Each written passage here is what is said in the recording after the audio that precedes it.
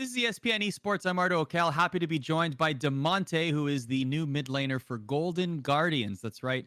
No longer part of Dignitas, joining Golden Guardians for the summer split. Does that still sound weird to you? Like, I mean, it came all so suddenly, Damonte. Yeah, it was a really fast transition. It's a little bit weird for me still because I was on like Clutch Gaming slash Dignitas for so long, but I don't know, I feel like I'm starting to feel really at home on GG, so feels good.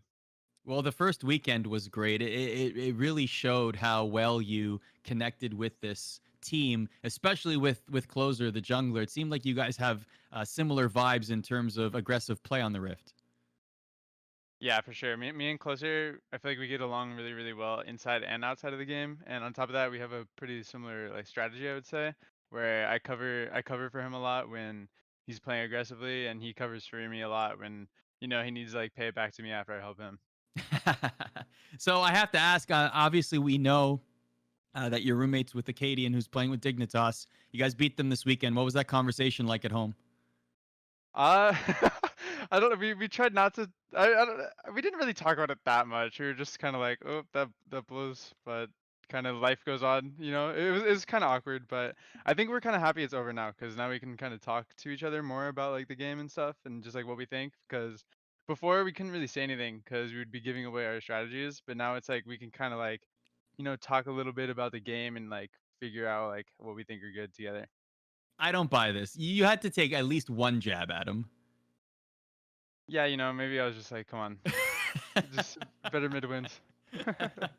Fair enough. Fair enough.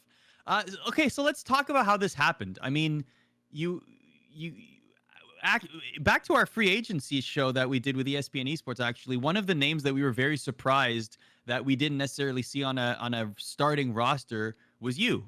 You were one of the names that we mentioned at length that we were surprised that necessarily wasn't somebody that was picked up like for a starting position. So like what was the last split like for you in academy, and also like take me to the point afterwards where there was a little bit of uncertainty on where you would be for summer. Yeah, well, 2020 definitely has not gone the way I expected so far. I mean, now it's a lot better than before, but for sure, like the first 6 months and spring split of 2020 was really stressful for me. I didn't really land where I wanted to land. I thought after I went to Worlds that I would get on an LCS team that would be competing for, I mean, at the least a playoff spot. But what ended up happening, I didn't even get on an LCS team, and it kind of sucked, but I kind of just tried to take it the most positive way I could, and I tried really, really hard in academy, and I felt like I was the best mid in academy. So I just tried to prove to people that I'm not gonna be one of those LCS players who go to academy and just slack off and look just mediocre. I just wanted to go in academy and show that I'm still really good and I can play LCS easily. That was a crazy academy team too. I think somebody tallied up how many years of LCS experience the team had, and it was like 27 years or something like that. Just like what did it feel like the entire team, which is full of LCS veterans, like that hmm you guys had something to prove? Like, was that a common theme throughout the split? It's like, no, we're gonna get out of this and we're gonna find the team, eventually. Yeah, I think for a majority of the split, it was like that. All the players were really motivated, and we all really wanted to, just be back in the LCS. And as time went on, it got a little bit weird. I'm not gonna like go into it too much, but like it did. Like obviously, we ended up finishing the season in third, which was not what any of us wanted. We all thought we would win for sure. And but yeah, like you said, all of us had something to prove, and I think now most of us are starting on LCS teams, if not have like a good shot to get on an LCS team in this summer. Okay, so take me through your path then. Spring split ends. What are you thinking even a few weeks ago, like that you would be still on it on the Dignitas roster? Would you were there conversations about perhaps uh getting into that starting position or competing for it? What was the off season like? Well, I would say about a month and a half ago is when I started grinding League again really hard, and in that time, I kind of just told myself I was gonna really focus on making myself better at my weaknesses, and I'd say like my weaknesses were maybe playing some of the scaling game or playing like a hard carry style on my own. And I took a lot of time during that month and a half to get better at that, like that in particular. And then Dignitas ended up hosting some open tryouts, or not, and it wasn't open tryouts. It was like a 10-man roster tryouts, and in these tryouts, I was expecting to, play in them, and I was expecting to go play LCS after that because I did really think that my play was high, but the tryouts I would say didn't really go my way, and they ended up taking Froggen and Phoenix over me, which at the end of the day, I mean, it ended up being like a blessing in disguise because I think me being where I am now, I just feel super, super lucky, and I'm super grateful to be in this spot.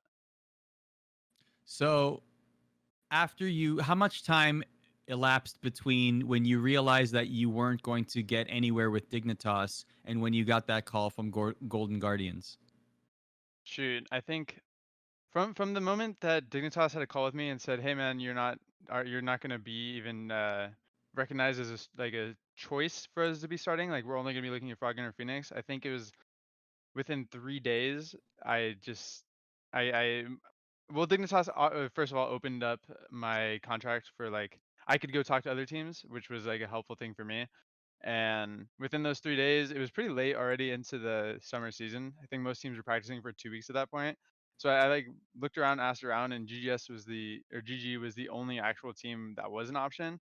And it came down to the wire. If I'm being honest, I didn't even think that I was gonna get an opportunity, but GG were really grateful and they gave me a chance to play some tryout games. And I played 2 days of games on GG, and I played against the other mid laner, Ablaze Olive, and they just ended up going with me.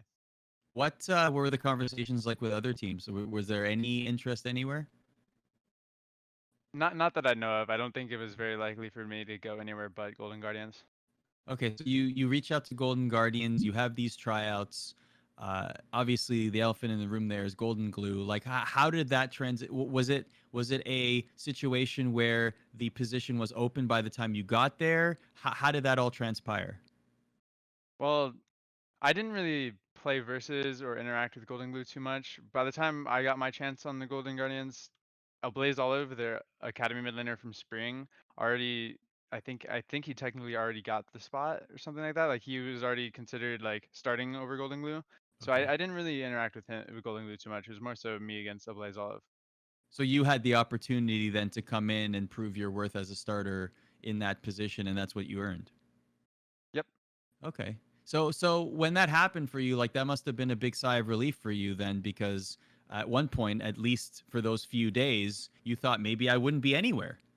Yeah, I felt that I was in a spot where, man, am I gonna have to stream for an entire split? Like, am I gonna Mm, have to not compete? Like, I didn't think that was gonna be like a possible thing in my career, where like I would have to stream this early on, or like I would have to like take a step back from competitive, because all I've been thinking about for the last like 3 or 4 years of my life is like getting that trophy, or getting like winning the NLCS.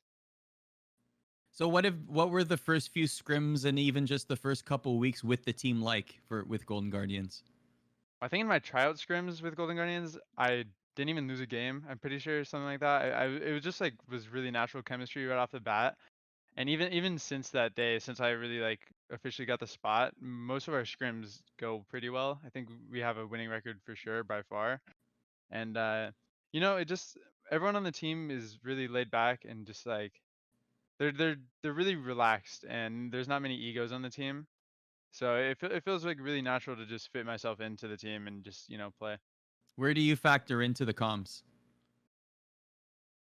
Um, for the comms and Golden Guardians, I don't know. I'm still kind of finding my spot, but right now we're running a lot of games, at least like the early game, early mid game through mid and jungle. So me and Closer have a lot of agency on the early game, which feels pretty good for me because that's something I'm pretty used to from clutch gaming. So everyone talks a lot. There's not a single person really carrying anything. So, last question for you. I mean, Golden Guardians were able to make the postseason last split. They had a little bit of luck in getting there, but there's still a little bit of optimism around this team. How optimistic are you with this team for the rest of the split? Well, I've said this multiple times now, but since this team did end up in sixth place without me, and if I'm like a legitimate improvement to the roster that would happen in spring, then I think we're definitely gonna have a chance at Worlds. For me, that's what I'm really focused on. I really just want to give it a fair chance to go for that. Like, I mean, any of the seeds, honestly, we could go first, second, or third, but that's like what my goal is right now. Actually, last question for you, since you mentioned Worlds and obviously you were there last year with Clutch Gaming. What was your biggest takeaway from that, from just that experience overall? I think Worlds 2019 was a super unique Worlds because of Fun Plus Phoenix. I think you saw Doinby kind of win, like kind of be the best mid laner at the tournament by not really being a mid laner, and it kind of just made me become a lot more open-minded to League of Legends and how to play mid lane and just how to do everything in general because I feel like they were such like a meta-defying team that you shouldn't really count anything out.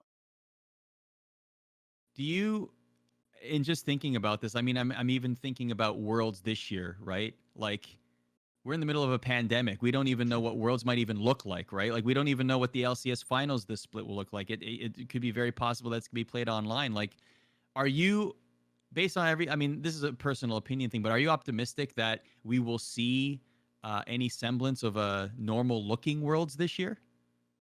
Yeah, it's really unfortunate everything that has happened with coronavirus and COVID-19 and everything, but I hope at the least the tournament will happen. If it has to happen without fans, it's gonna really suck. But that doesn't take away from the fact that you're still gonna see the best teams compete. Just crazy thinking the idea of raising the Yeah. Summoners Cup with no one around, right? That would Anyway, suck. Damonte joining us here on ESPN Esports. Thanks for your time, man. I appreciate it. Thank you.